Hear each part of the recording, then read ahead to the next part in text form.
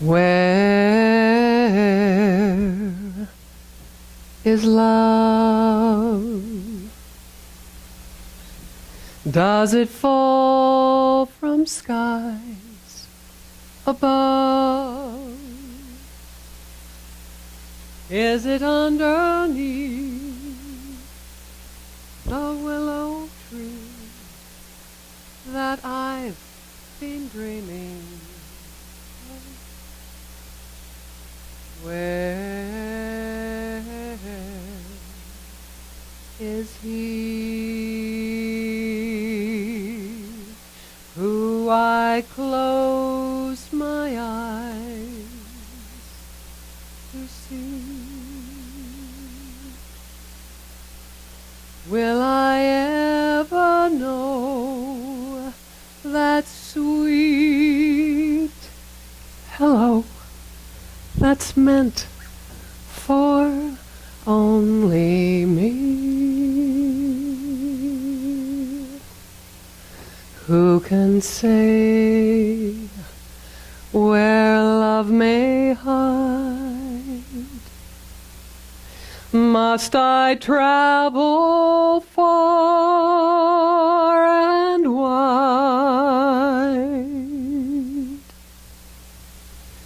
till I am beside the someone who I can mean something to? Where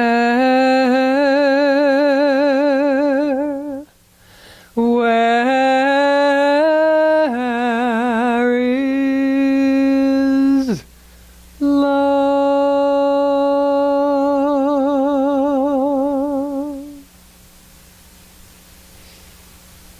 That's a song from Oliver.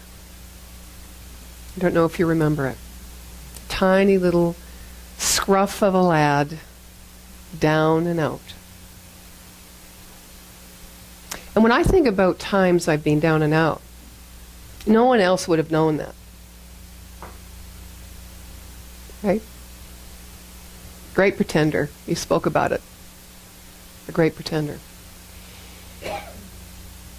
We hide our vulnerability because we feel we are weak within it. When I think of times I was down and out, I didn't have love. I used to sing that a lot to myself, that song. And I had a constant companion in those days when I sang that song, and it was either a nice glass of wine or a cognac or a vodka or a whatever it was. And I felt really sorry for myself because I didn't feel that I was connected, that I belonged, that I was worthy of love, bottom line. So privately, I would be vulnerable. Privately, I would cry. Privately. Have you ever put your face into a pillow and screamed and screamed and screamed? Anyone ever done that? So no one would hear them. You'd even scream quietly because you didn't quite want to hear yourself. How far can we hide? How long can we go? Trying not to be vulnerable because we think we won't be in control, we won't have our edge, we won't be strong, we won't be clear. The power of vulnerability.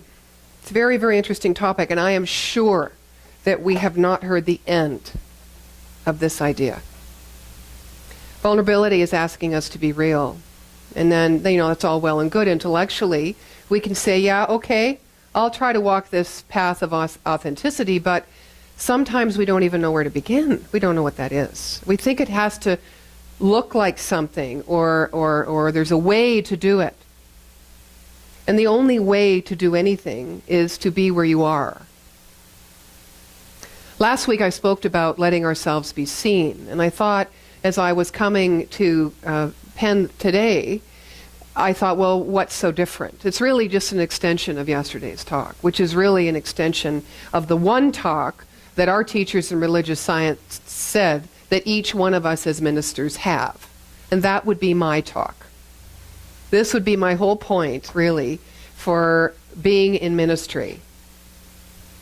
The point is learning to be vulnerable myself. Learning to be seen. Learning to feel worthy. Learning to know that I am the divine's beloved. And living from that knowing. So, if God is all there is, whatever this God is, and we are made of that, then we have everything that it is with which to live our life, to be alive, and to create. It's an intelligent universe, we are told, and we need to learn to use it intelligently. Some of you I know have heard of this up-and-coming author. She's had a couple of books out now. She's now on TED. I spoke about her a couple of weeks ago. Her name's Brené Brown. And she wrote The Gift of Imperfection and another book called Daring to Live Greatly. And she talks a lot about the power of vulnerability. I'm gonna share a little bit about what she says about that in a minute. But first I want to share a story. It's actually a reflection on a piece in the Bible. Gee, I spoke about the Bible last week, Doug, and I gave you all the credit. Now you're sitting here. It begins like this. All around the Galilee region, the wind was kicking up dirt and throwing it around, exposing hopes that came to the surface and false dreams of man-made kingdoms. The eye of the hurricane was right over Jesus' head, and in his wake he left a fast, maybe too fast. The eye of the hurricane was right over Jesus' head, and in his wake he left a flurry of redemption. Word was spreading fast, maybe too fast, causing joyful mobs unable to contain centuries of disappointment. Messengers spreading out from villages, running across the hills, to family in another town with news that a great new kingdom was brewing, and a new prophet healing. Family members hurried out to the countryside where lepers were huddled, a colony of the living dead. Ancient Jewish society believed these lepers carried pollutants from the inside which boiled to the surface and contaminated all it touched, human or inanimate. Dignity disintegrated. Fear sliced through the bonds of love, and lepers were discarded to the land beyond the village, never to return to healthy society unless a priest pronounced them clean. The flood of good news spread across the region, even penetrating these hovels of poverty and disease, and in this one man from today's scripture, igniting hope. Hope climbed into courage, and despite opposition, isn't there always opposition, he wraps up his open wounds and starts walking toward the village, toward people, toward Jesus. This was the leper. This man, holding only naked courage, strode directly into the fire of rejection. He was not only not welcome, he was not allowed to come near. There were laws on the books in the Torah against this, and yet his desperation created a courage, and the stories he heard ignited a faith that drew him closer. Positioning himself in front of the healer, folks gathered, listening to Jesus, watching Eden life spread into one pain-racked person at a time. Into this joy-drunk gathering marched this leper, sending villagers spreading like shotgun pellets in all directions. Society's contamination was walking in their midst, personified death, horrified with the sight and stench of moving pollution they fanned out. Only Jesus would stand still. Only Jesus had eternity's eyes, and a compassion which pierced through the jumble of rags and wraps, the white skin flaking, the maimed extremities, and recognized a man he had created, a person carefully made in his image. He recognized a man as vulnerable as a baby bird, mouth wide open to him, the giver, nourisher, healer, a man holding his skin, his heart out for healing. Standing alone before this Jesus, desire for life completely exposed, he begs, "If you so choose, you can heal me." Faith rising bursts out of him, and Jesus had been seen healing. He was filled with power, and that is all this man knew. He had heard stories, he had left his life and could not go back. Jesus to him embodied life. Jesus had proclaimed to the synagogue his mission statement, "The Spirit of the Sovereign Lord is on me. The Lord has anointed me to proclaim good news to the poor, to bind up the brokenhearted, proclaim freedom for the captives and release from darkness." The same Jesus was moved to compassion for this walking forsaken and a slow anger built against the maker of disease, this evil captor. Compassion rises, and Jesus does not just speak healing, as Elijah had to the genteel Naaman hundreds of years ago. Not coming out of his house, Jesus places himself in the very center of this man's cavernous abyss. Not coming out of his house, Jesus places himself in the center of this man's cavernous abyss. He sees beyond the spoken need to the hidden wound. He reaches out his hand, and risking contamination and society's rejection himself, he places his hand on that white flaking skin, touching him and this leper, he who has lived without human touch, he who had been discarded by family and society, is healed, body, mind, and spirit. To touch, the touch that once created the universe now remakes the man.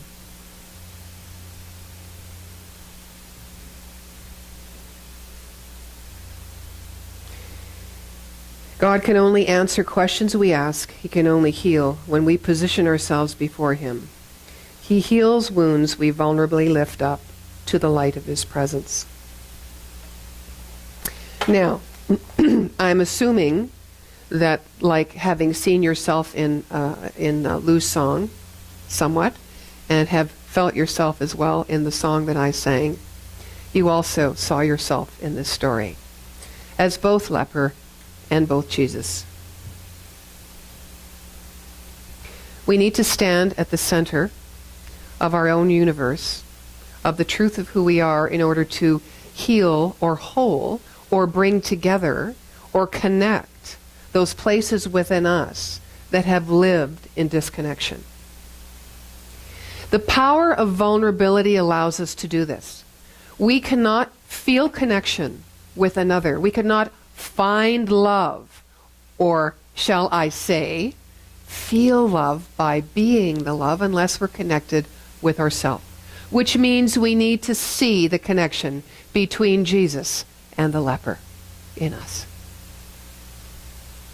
This is what Brené Brown talks about. She talks about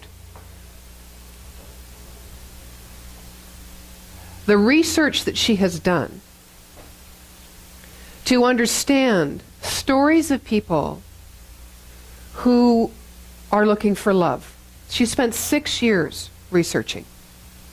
And she said, what I found was that when I talked and asked about stories for love, people told me stories of betrayal. When I asked for stories about connection, people told me stories about disconnect. When I asked about people about worthiness, they told me about unworthiness. So she said, I redirected my research to divide the groups of people who felt unworthy and those who felt worthy.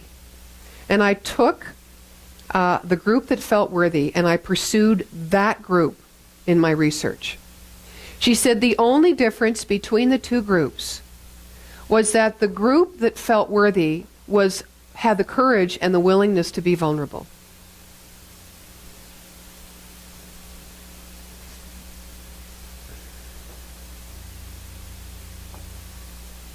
Now, I know you have, most of you, grown up hearing that, you had to hide the weaknesses and work on the strengths and present yourself as a, as a functioning person and member of society, contributing. No one wants to hear the other stuff. Well, we fell in love with that belief for so long that we forgot to love that within ourselves.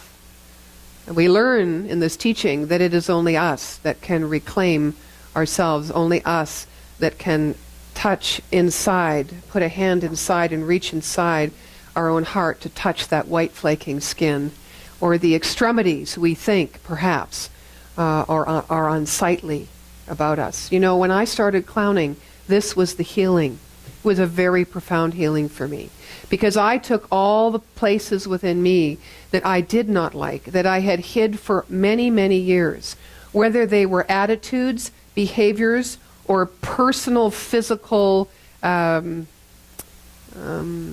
things like, I'll give you my long face. Someone once said to me, you can never model. You can never model because you have a horse head. We all have things that people say. And somewhere we take them in on a cellular level and we just keep them there. Of course, I did model. I just didn't do photographic modeling. But, nevertheless, also singing. My first love. My parents once said to me, and you can relate to this, if you're going to make that kind of noise, go up to your room and shut the door for God's sake. Did I become a singer? For a short time. But we all have those things where we listen outside instead of listening and touching inside. Now we know, we have the awareness, we have the tools to make a choice. You can heal me, the leper said to Jesus, if you choose. We can heal if we choose. Right?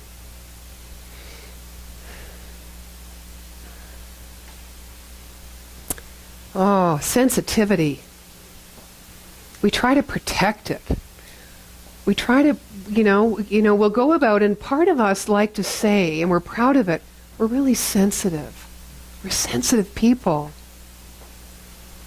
I'm sensitive, so I can't do this. I'm too sensitive, so I can't hang out with that person. I'm just too sensitive. The weather's changing. I have to stay home. I'm too sensitive. What is too sensitive? I'm not sure what that is. We are all sensitive. If we but allow ourselves to be, but oh no. Because we think about sensitivity in a cellular level way as not being a good thing. Not being a good thing. Because the more sensitive we are, the more vulnerable we are. Vulnerable to what? Life? People? Thoughts? Emotions? Not sure. These are the questions I'm asking myself. Why would I not want to be sensitive? Well, I can think of one good reason. My heart might get broken. Really? I think hearts are pretty whole. I think they're pretty wise. I think that we're subject to having a different perspective on who we are. We're subject in a moment of fear because we're vulnerable, because we step back our life rather than bring our life forward into a new experience. We are subject to change, to dying some part of ourselves. That's pretty scary. Letting go is pretty scary sometimes. We spend so much time and energy in suppressing our feelings while fighting off, defending, justifying, or excusing our emotionality. You know the difference between the two. Feeling is natural. Feeling is a response to something, an inner deep response to something. Emotionality is an impulse, a quick reaction to something. It's a reaction. We don't spend time with ourselves to heal and be vulnerable because we don't want to often touch the feeling place. It's scary. It's only scary because we don't like to go into the dark, and it's been in the dark for so long that we don't know what we're going to find when we get in there. You know, I love this woman, Shirley Gordon. I don't know if any of you have heard of her. Some of you might have. She was in Calgary for years and years as a media person. She's passed now, but she was like a surrogate mom to me for many years, and I remember I did lots of stuff. She started my clown career actually with the Variety Club of Alberta, and I kind of hung out on the couch, did a potato couch thing for a while I was down and out at the age of 33, and she always uplifted me. You know, she said, "Come on, we're going to make you a clown. We're going to go. You're going to see some people who are really down and out. You'll feel much better." You know, okay. I just want to. Anyway, I remember her saying once she was not well, and I went and I sat on her bed and brought her tea and whatnot. I said, "You know, I never see you cry. I never see you cry. Why is that?" And she was so dynamic and so animated and so loving and so caring. She would give people the shirt off her back. She would lay herself down for people. But I never saw her cry, and I couldn't because she's so sensitive out here. But, you know what her answer was? If I started crying, I don't think I'd ever stop. And I was trying to adjust my image of her at that moment. I couldn't quite get it. And the only way I could get it was relate to it. There's a thread, you know, every once in a while I like to tell you about the thread on the Centers for Spiritual Living listserv with the ministers. Well, the latest one is, when are we going to stop using spiritual bypass? You know, it's all good, it's all God, you know, blah, blah, blah, blah, blah. When are we going to just call it like it is? Is our perspective, because it's not what we have learned or we think is the best way to respond to something, is it therefore unworthy? Does it therefore not count? Doug is going to be talking next week about our stories matter because we matter. And Brené Brown says, if you start numbing the list on this side of all the things you don't like about yourself or the things that aren't going well in your life, and if you start numbing out to this, you numb out to this. Forget about joy. Forget about love. So we need to be vulnerable here so that we can live that wholehearted life, so that we can feel connected. How can we connect out here? And how can we trust love out here if we can't connect inside? I found another neat piece on the internet last night, and it's a pastor's story I wanted to share with you. And he says, "Today I'm preaching to myself. I need you to hear that. I'm preaching at the point of my present struggle. And for some reason, God keeps asking this of me. My writing and my preaching is usually painfully birthed out of total vulnerability. But if this subject of money and tithing is not where you are wrestling, I trust that God will show you where the wrestling mat has been thrown down in your life." So he goes on to say, this is just an excerpt of it, "On Monday night at the vestry meeting, the scripture exposed the hard truth. Here's the gospel scripture again. Jesus sat down opposite the treasury and watched the crowd putting money into the treasury. Many rich people put large sums. A poor widow came and put in 2 small copper coins, which are worth a penny.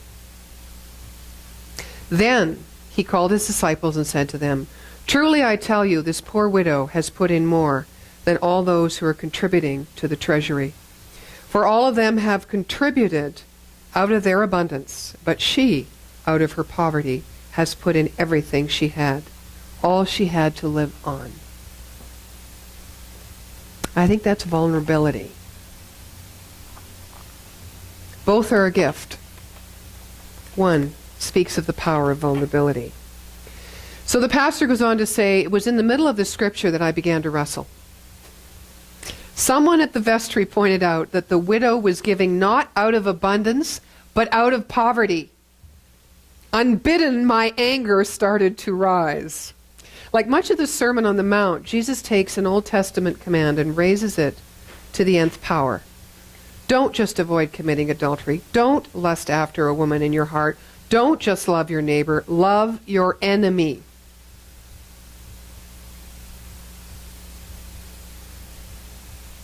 So don't just do what you can do, even though it may be hard sometimes. Do what's really hard all the time. Love the places in yourself that you have until this point chosen not to see. And now here, don't just tithe out of abundance. Give out of your poverty. This is where he was wrestling, and he said, "Really, God?" to himself. You can't be asking us to give from the point of our fear. So this is what I know. I know I know that when I'm my most vulnerable and I have to come here and stand here and speak intelligently and from my heart and have it together and be here for you to support you. That's my job. That's my commitment. It's more than my job. It's my purpose. It's the meaning of my life. But there are times I feel so inept, so unqualified. And what I know is that when I'm like that, how many of you, I'm looking at Anna especially, come and say, "Oh my God, that was a great talk. You were like on fire today." And what's my mind going like? It's going, "Yeah, if they only knew us." Right. It's true. Because we can only hide so much. We think we're hiding. We're really not hiding. Because everything in you that recognizes the truth of how you are in that moment sees it in me. And vice versa. Nobody can hide from anybody. But we sure try hard. That's another reason I like this room. And I know that there are some people that won't come here because it's just a little too close for comfort, right? Is close not what we want? Where is love?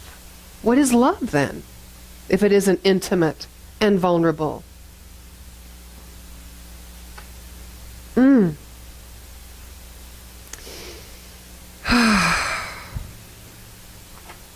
She says, Brené says, we often reach for understanding to get rid of the discomfort and to bypass the messy topics, right?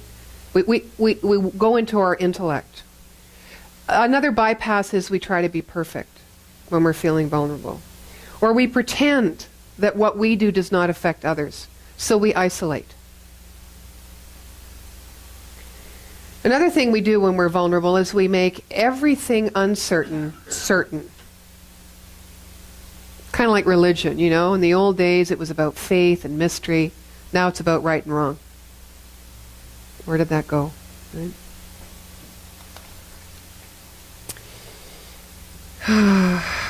So I think we should change our mantra from "I'm not worthy of love, I am not enough," to love with our whole hearts, even in the face of uncertainty.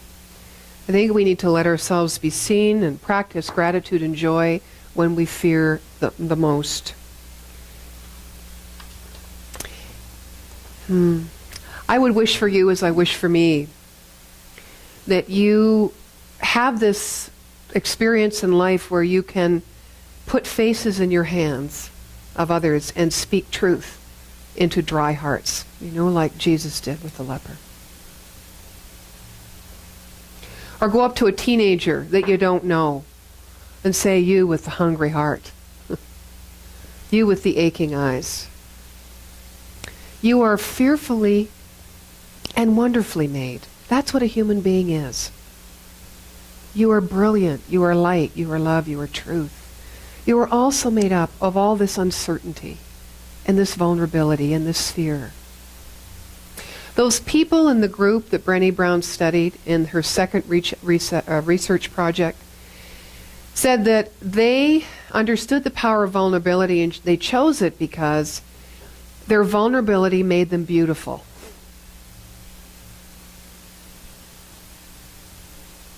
It wasn't always comfortable, but it was necessary.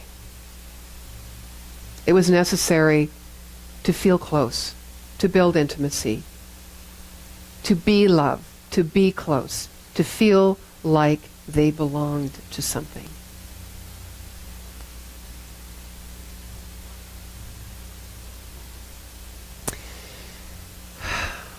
So next time you get in an elevator, try this test. Hi, how are you today? You look beautiful.